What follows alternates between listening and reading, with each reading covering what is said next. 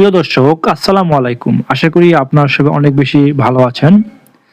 আজকে আমরা কথা বলবো পাতানো নির্বাচনের অঘোষিত জোট জামাত এবং বিএনপির। এই বিষয় নিয়ে আজকে আমরা আলোচনা করব। অবশ্যই আমার যে ভিডিও শেষ পর্যন্ত দেখবেন এমনটাই আমি আশা করি। এখন আমরা মূল ভিডিওতে চলে যাব। প্রিয় দর্শক, আপনারা জানেন 2026 সালের 12 ফেব্রুয়ারি ত্রয়োদশ জাতীয় সংসদ নির্বাচন। এই নির্বাচনে শক্ত যে প্রতিদ্বন্দ্বী আওয়ামী লীগ নেই এইবার মাঠে, কিন্তু সেই অবস্থান থেকে কে হবে এই ত্রয়োদশ জাতীয় সংসদ নির্বাচনের শক্ত প্রতিদ্বন্দ্বী প্রার্থী, এটি কিন্তু একটি বড় প্রশ্ন। এখন প্রশ্ন হচ্ছে, বাংলাদেশের মধ্যে 2024 সালের 5 আগস্টের পর জামাত ইসলাম হয়েছেন একটা বিরোধী দল, এবং যা আমরা বুঝতে পারছি বিভিন্ন মাধ্যম থেকে এবং তাদের যে কথাবার্তা সেগুলো থেকে আমরা বুঝতে পারি জামাত বিরোধী দল এবং সরকার দলীয় বিএনপি। এমনটাই কিন্তু আমরা বিভিন্ন বিষয়ে কথাবার্তা থেকে বুঝতে পারি এবং আচরণ থেকে। এখন প্রশ্ন হচ্ছে, এই অঘোষিত জোট কিভাবে এবং কেন এবং কিভাবে এটি পাতানো নির্বাচন, সেই বিষয়টি নিয়ে আজকে আমরা আলোচনা করব। আপনারা জানেন বাংলাদেশের বৃহৎ যে দল রয়েছে আওয়ামী লীগ এবং বিএনপি, দুটি দলের ভিতরে সবসময় একটি প্রতিযোগিতা হয়েছিল এবং প্রতিদ্বন্দ্বিতা হয়েছিল, কিন্তু এখন আওয়ামী লীগ মাঠে নেই। সেই অবস্থান থেকেই এটি পাতানো নির্বাচনের মধ্য দিয়েই ত্রয়োদশ জাতীয় সংসদ নির্বাচন অনুষ্ঠিত হবে, এমনটা কিন্তু অনেকেই মনে করেন।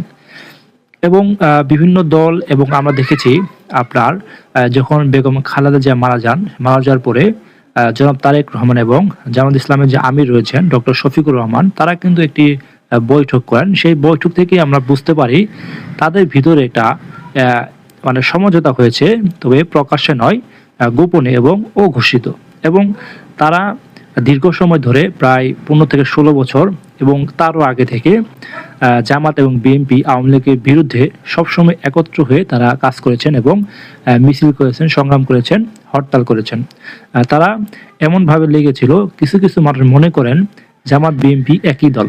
এমনটা কিন্তু অনেকে মনে করেন যে জামাত বিএনপি একই দল, তারাই একটি দল, তারা আওয়ামী লীগের বিরুদ্ধে সবসময় সোচ্চার ছিলেন। এবং এই ত্রয়োদশ জাতীয় সংসদ নির্বাচনে আমরা দেখতে পাচ্ছি বাংলাদেশের ইতিহাসে একটি প্রায় আওয়ামী লীগ তো প্রায় 35 থেকে 40% জনগণের সমর্থনেই ক্ষমতায় এসেছিল এবং তাদের কর্মী সমর্থক রয়েছে প্রায় 40%-এর মতো। এই বৃহৎ একটি সংখ্যাকে বাদ দিয়ে যদি নির্বাচন করা হয়, তাহলে কিন্তু আমরা দেখতে পেয়েছি মানুষের জনগণ কিভাবে আওয়ামী লীগকে প্রতিহত করেছে বিগত সময়ের কারণে।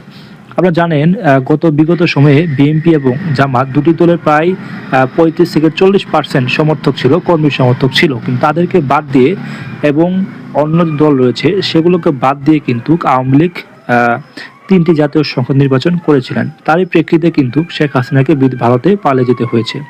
এবং প্রশ্ন হচ্ছে, যদি তাই হয়, এই ত্রয়োদশ জাতীয় সংসদ নির্বাচন যদি আওয়ামী লীগকে বাদ দেওয়া হয়, এবং তাহলে প্রায় 10 বছর পরে 15 বছর পরে কি ধরনের প্রেক্ষাপট দাঁড়াবে, সেটিও কিন্তু একটি বড় প্রশ্ন।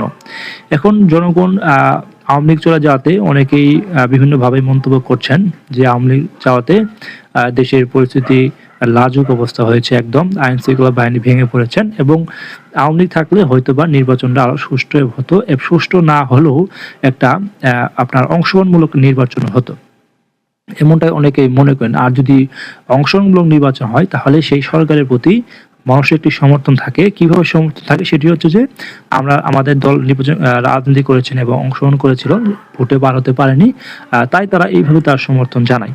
কিন্তু যখন এই বিরাট একটি অংশ নির্বাচন থেকে সরে দাঁড়াবে, তখন কিন্তু এই সেম অবস্থায় থাকবে না। তখন কিন্তু একটা সময় দেখা যাবে আইন শৃঙ্খলা বাহিনী অবনতি ঘটবে এবং বিভিন্ন জায়গায় সন্ত্রাসী কর্মকাণ্ড চালাবে বিভিন্ন গ্রুপের লোকজন, এবং সেটি নেতৃত্ব দিবে কিন্তু আওয়ামী লীগ, এমনও হতে পারে।